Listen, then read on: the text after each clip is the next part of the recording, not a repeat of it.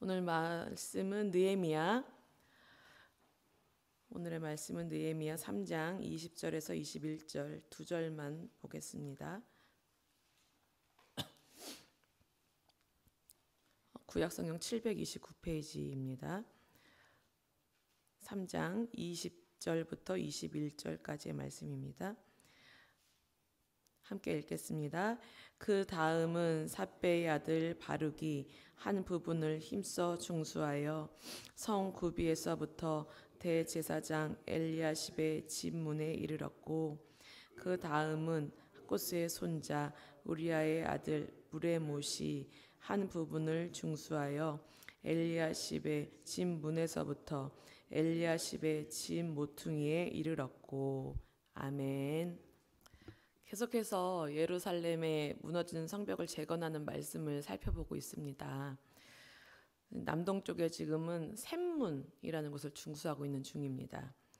20절에 보면 이 성벽을 재건한 사람 중에요, 유일하게 바룩에게만 붙여진 표현이 있습니다. 무엇인지 혹시 아시겠어요? 그냥 다 누가 중수하였고 누가 중수하여 이렇게 이야기를 하는데 32절까지 나오는 여러 그 사람 중에 이 20절 삿배의 아들 바룩에게만 뭐라고 하냐면요, 힘써 중수하여. 그러니까 다른 사람 그냥 다 중수했고 이렇게 하는데 이 사람에게만 힘써 중수하여 라는 표현을 썼습니다. 힘써라는 단어는 바룩이 얼마나 강력한 열심과 열정과 뜨거움을 가지고 자기에게 맡겨진 일을 했는지를 보여주는 것이죠. 바룩은 하나님 일을 하는 데 있어서 특심을 가졌던 사람인 것 같아요. 특심, 열심을 뛰어넘는 거죠. 느헤미야는 바룩이 눈에 띄게 다른 사람들을 뛰어넘는 열심과 수고를 성경에 기록해주고 싶었던 것입니다.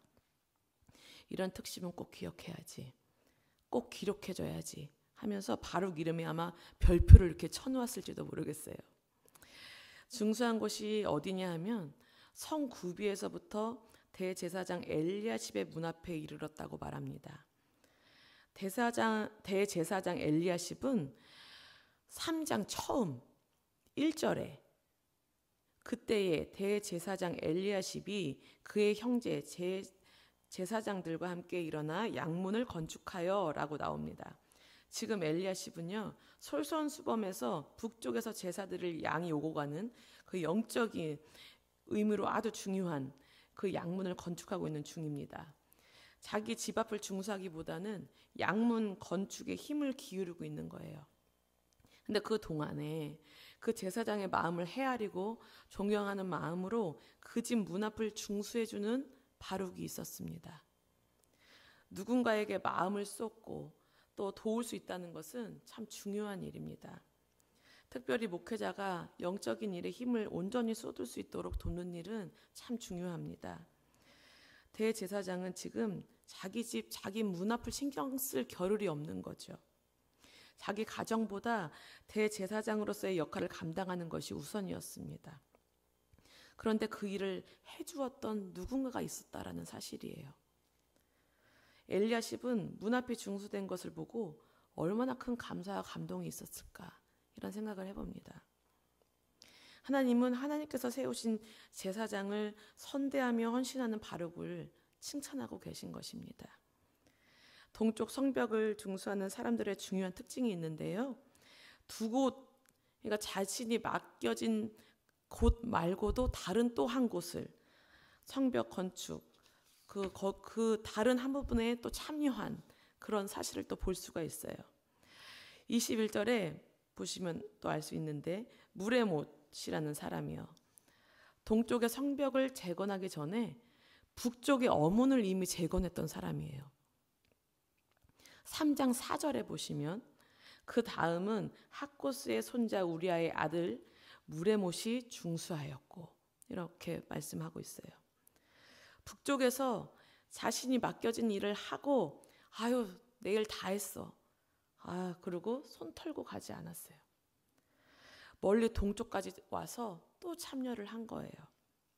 그런데 21절 물의 못이 동쪽에 와서 중수한 곳을 보세요.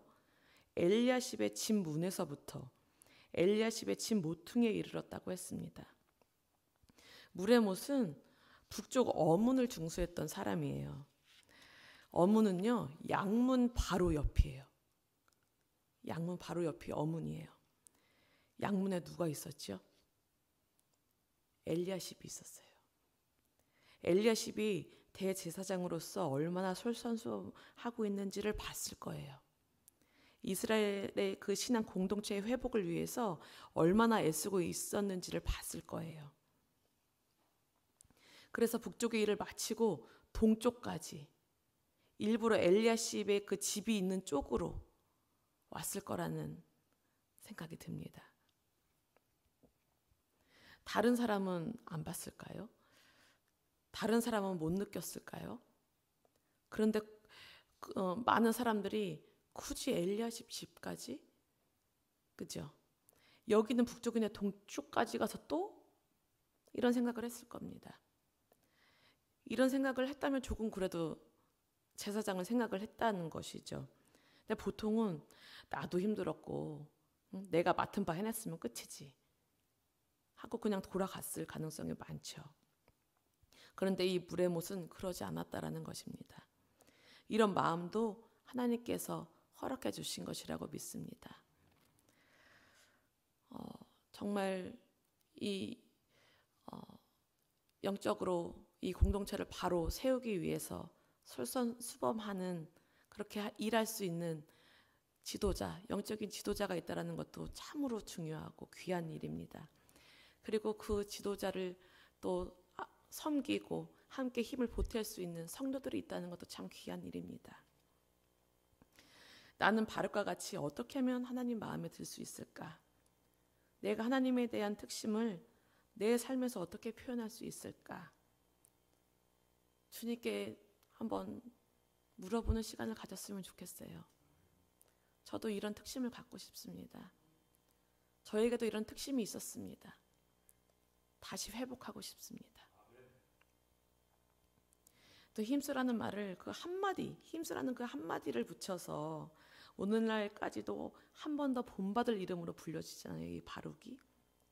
이것처럼 내 이름도 이렇게 기억되길 바랍니다. 오늘도 그런 마음으로 하나님께 드려지는 그런 시간을 살아내시는 우리 모두가 되셨으면 좋겠습니다. 오늘은 해같이 빛나리라는 그런 그 찬양 아시죠? 그 찬양 가사로 마무리를 지으려고 합니다. 당신의 그 섬김이 천국에서 해같이 빛나리. 당신의 그 겸손이 천국에서 해같이 빛나리. 당신의 그 믿음이 천국에서 해같이 빛나리. 당신의 그 충성이 천국에서 해같이 빛나리. 주님이 기억하시면 족하리. 예수님 사랑으로 가득한 모습. 천사도 흠모하는 아름다운 그 모습. 천국에서 해같이 빛나리. 당신의 그 순종이 천국에서 해같이 빛나리. 당신의 그 사랑이 천국에서 해같이 빛나리. 당신의 그 찬송이 천국에서 해같이 빛나리.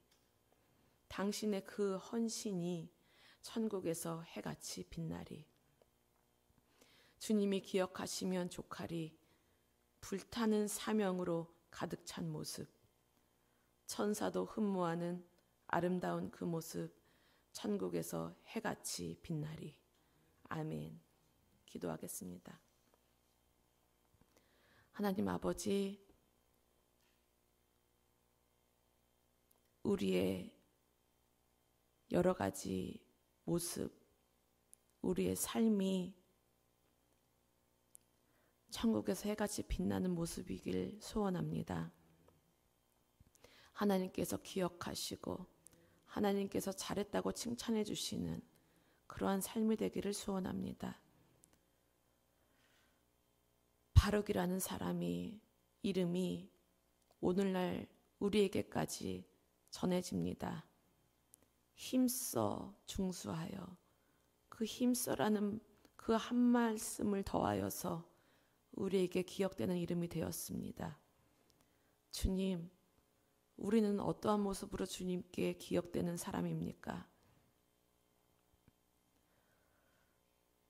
주님, 우리도 언젠가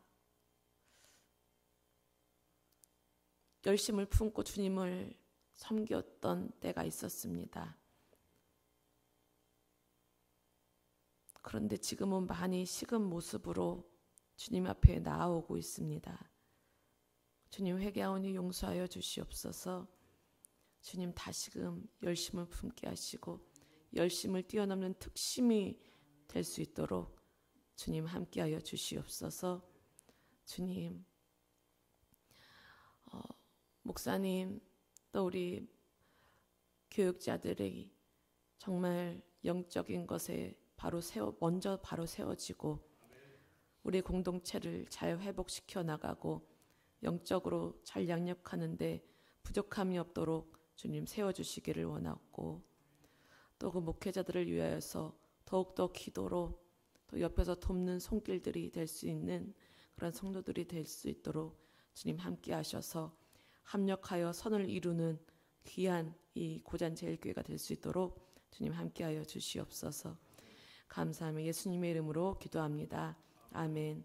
하늘에 계신 우리 아버지여, 이름이 거룩히 여김을 받으시오며 나라의 마옵시며 뜻이 하늘에서 이루어진 것 같이 땅에서도 이루어지이다. 오늘날 우리에게 일용할 양식을 주옵시고 우리가 우리에게 죄 지은 죄를 사하여 준 것 같이 우리의 죄를 사하여 주옵시고 우리를 시험에 들게 하지 마옵시고 다만 악에서 구하옵소서. 대개 나라와 권세와 영광이 아버지께 영원히 있사옵나이다. 아멘.